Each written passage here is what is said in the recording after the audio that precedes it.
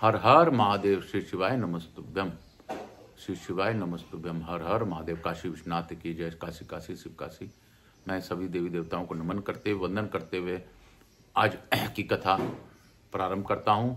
मैं आकाश राजगढ़ बंसल गोत्रोत्पन्न उमा शंकर नारायण देवी कांता राजगढ़ पुत्र आचार्य संगीत कृष्ण जी महाराज सावरणी बाबा के नाम से विख्यात मैं अपने गुरु से आज्ञा लेकर आज की कथा प्रारंभ करता हूँ। आज दिनांक 6 फरवरी 2025। आप सभी को वंदन करते हुए, सभी को नमन करते हुए बाबा भोलेनाथ की दया से कल हम लोगों ने अद्भुत कथा का श्रवण किया था। कल हम लोगों ने जाना था कि अग्निश्वर महादेव के बारे में कि जो सब समृद्धियों को देने वाला अग्निश्वर की पूजा करके देववश काशी से अन्यत्र मरने वाला पुरुष भी अग्निलोक में प्रतिष्ठित होगा। ऐसा कहकर ग्रहपति अग्नि के दिक्पाल पद का अभिषेक करके भगवान शंकर उसी शिव मूर्ति में समा गए। बोलो शंकर भगवान की जय। काशी काशी शिव काशी मोक्ष नगरी काशी की जय। शिव शर्मा बोले नारायण स्वरूप भगवत पार्षदों, अब आप लोग नेत्रिक आदि लोगों का क्रम से वर्णन करें। दोनों भगवत पार्षदों ने कहा, महाभाग यह संयमनी पुरी से आगे जो नेत्रिक नामक दिक्पाल की पुण्यमयी पुरी है उसका वर्णन सुनो। उसमें पुण्यजन निवास करते हैं। यद्यपि इसमें यह राक्षस का ही वास है, तथापि वे राक्षस कभी भी दूसरों का द्रोह नहीं कर रखते। वे जाति मात्र से राक्षस हैं, आचार व्यवहार से ही तो ये पुण्यजन है, पुण्य आत्मा पुरुष हैं। ये सदा तीर्थ स्नान प्रायण ही प्रतिदिन देव पूजा में तत्पर रहते हैं। अपने नाम गोत्र का उच्चारण करके ब्राह्मणों को प्रणाम करते हैं। दम मनो निग्रह, दान दया क्षमा, सोच इंद्रिय निग्रह, अस्तय, चोरी न करना, सत्य और अहिंसा ये सभी प्राणियों के लिए धर्म में सहायक हैं। जो मनुष्य जहां कहीं भी जन्म लेकर सदा आवश्यक कार्यों के लिए उद्यमशील बने रहते हैं, वे सब प्रकार के भोग सामग्रियों से संपन्न हो इस नेतृत्व लोक में निवास करते हैं। काशी छोड़कर अन्य उत्तम तीर्थों में मरे हुए मलेच्छ कोटि के लोग यदि आत्मघाती न हो तो वे इस लोक में भोग संपन्न होकर निवास करते हैं। जो कोई अंत्यज भी दया धर्म का अनुसरण करने वाले और परोपकार प्रायण होते हैं, वे इस लोक में श्रेष्ठम होकर निवास करते हैं। पूर्व काल में विंध्याचल के जंगलों में पिंगाक्ष नाम के प्रसिद्ध एक भील रहते थे, जो भीलों का सरदार था। निर्वंध्या नदी के तट पर उसका घर था। वह शूरवीर होने के साथ ही क्रूर कर्मों से विमुख था। पथिकों पर डाका डालने वाले लुटेरों को वह दूर रहकर भी मरवा कर डालता था और व्याघ्र आदि दुष्ट एवं हिंसक जीवों को प्रयत्न पूर्वक मारता था। तथापि व्याघ्रों के आचार विचार से ही उसकी जीविका चलती थी। तथापि इस दशा में भी वह जीवों के प्रति बड़ा दयालु था। वह थके मांदे बटोइयों का विश्राम देता, भूखों को भोजन देकर उनकी भूख मिटाता और नंगे पांव वाले मनुष्यों को जूता देता था।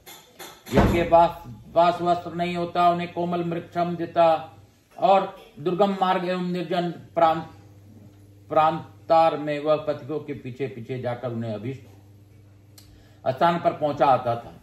उनके देने पर भी उनके कभी धन नहीं लेना चाहता और सबको अभयदान करता था। पिंगाक के रहने पर से विंध्याचल का वह भयानक वह नगर सा हो गया था।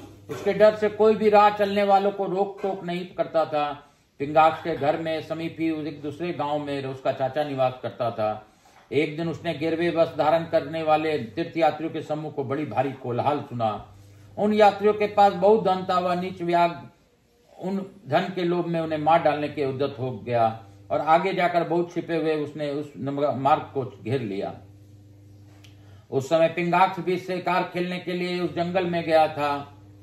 उसे रात में उसे मार्ग में समीप टिका हुआ था। वह यह संपूर्ण जगत भगवान विश्वनाथ से सुरक्षित होकर कुशल पूर्वक रहता है। अब तब विद्वान पुरुष कभी किसी को जीव का अनिष्ट चिंतन न करें, होगा वही जो विधाता के रच रखा है। बुरा चाहने वालों को केवल पाप ही हाथ लगेगा।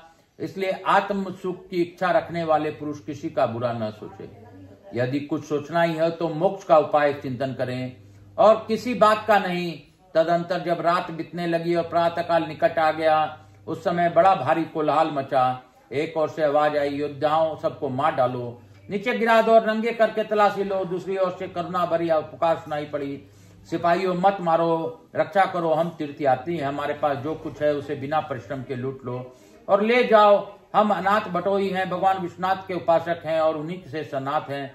पिंगाक के विश्वास से हम सदा इस मार्ग पर निर्भय होकर आया जाया करते हैं, किंतु आज वह भी यहाँ से दूर, बहुत दूर है।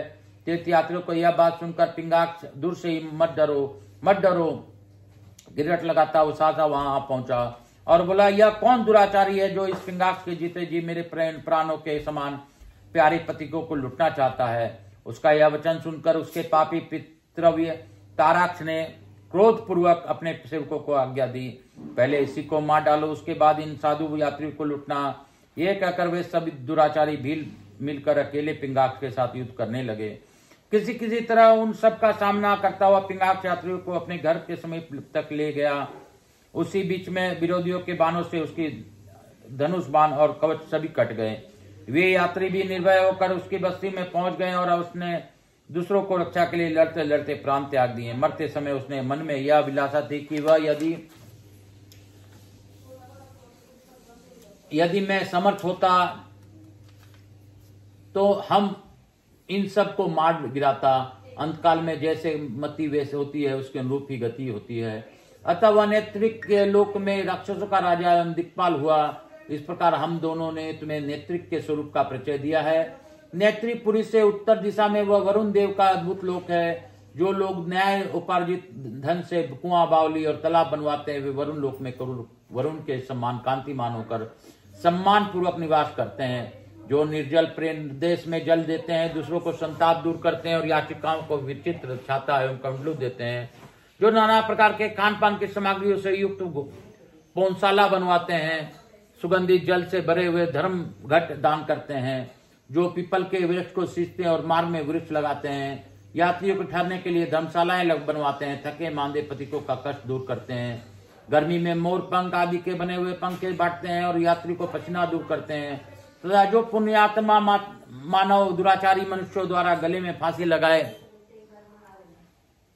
हुए जीवों को बंधन से मुक्त करते हैं, वे निर्भय होकर वरुण देवता के श्लोक में निवास करते हैं। ये वरुण देव ही संपूर्ण जलाशयों तथा जल जंतुओं के एकमात्र स्वामी और सब कर्मों के साक्षी हैं। इस प्रकार यह वरुण लोक का स्वरूप बताया गया है। इस प्रसंग को सुनकर मनुष्य कहीं भी दुर्मृत्यु को कष्ट को से पीड़ित नहीं होता है। बोलो शंकर भगवान है की जय। काशी काशी शिव काशी मोक्ष नगरी काशी की जय। बाबा भोलेनाथ और मैया पार्वती सभी पर अपनी अखंड कृपा बनाए रखें। मैं स्कंद कुमार स्कंद देव से भी अनुरोध करता हूँ सभी पर अखंड कृपा बनाए। यहाँ के स्थान देवता, वास्तु देवता, ग्राम देवता, समस्त देवी देवताओं को धन्यवाद देता हूँ कि उन्होंने इस कथा को दोबारा पढ़वाया। कोटि कोटि धन्यवाद। मैं अपने भोलेनाथ मैया पार्वती को धन्यवाद देते हुए इस कथा को यहीं पे विराम देता हूँ। मैं गणपति गणेश जी महाराज, लक्ष्मी जी महाराज, रिद्धि सिद्धि शुभ लाभ कुबेर जी महाराज से अनुरोध करता हूँ कि हमारे यहाँ निवास रहकर अखंड कृपा बनाए रखें। आवाज समझ देवी देवताओं से अनुरोध करता हूँ कि आप हम सभी लोगों को आशीर्वाद प्रदान कर अपने स्थान को अमल करें। मैं अपने पूर्वजों को स्मरण करते हुए सभी को धन्यवाद देते हुए बाबा भोलेनाथ की कृपा सभी पर बनी रहे, इसी के साथ आज की कथा को यहीं पे विराम दूंगा गुरु आज्ञा लेकर। और मैं अपने गुरु देव को, सांवरिया बाबा को धन्यवाद देते हुए यही पुनः कहूँगा, कुंभ में जिस प्रकार यह मेला लगा है, इसमें अमृत स्नान 3 ही थे। अब जो है शाही स्नान है। शाही स्नान में बहुत से संत चले जाते हैं, बहुत से विख्यात संत अपने अपने कंदराओं में, गुफाओं में इत्यादि में लोकों में चले जाते हैं, क्योंकि इसके बाद जो शाही स्नान होता है वह शाही स्नान में भी लाभ है, लेकिन फिर भी हमें संयम से काम लेना चाहिए। अमृत स्नान सबसे अद्भुत स्नान माना गया है। 144 साल बाद ये मुहूर्तें आती हैं और इसी मुहूर्ते में 144 साल बाद फिर आएगी। तो आप सब निर्भय होकर सही तरीका से कथाओं का आनंद लीजिए, स्नान का आनंद लीजिए, कुंभ का आचार विचार रखिए। काल हर दुख हर दारी धर कष्ट हर, हर हर महादेव। बोल बम का नारा है, बाबा एक सारा। बोलो बम, बोलो बम, बोल बम, बोल बम, बोल बम, बोल बम, बोलो बम, हर हर महादेव।